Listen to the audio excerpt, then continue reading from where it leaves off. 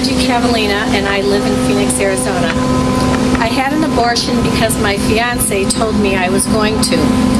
They say that abortion is for the rights of women, but for me it was the opposite.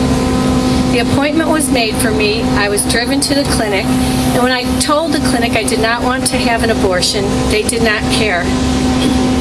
It was the worst day of my life.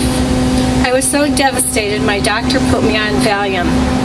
Eventually I moved to another state and spent my life living in denial. I traveled the world running from my past and hiding the dark secret that would eventually catch up with me. 20 years later, I became engaged to my husband and I went to confession at St. Timothy's Catholic Church.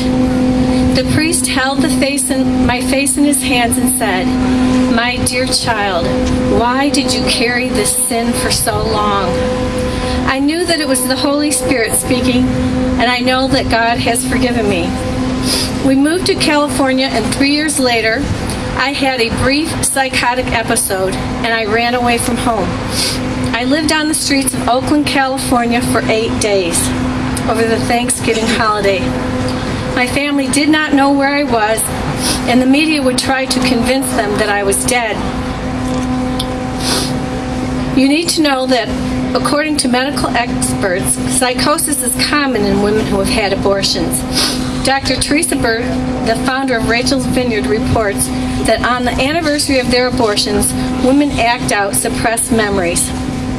It was the 24th anniversary of my abortion when I ran away from home, which is exactly what I wanted to do 24 years earlier, but I didn't have the courage. It was a long, hard road to recovery from that 8-day episode.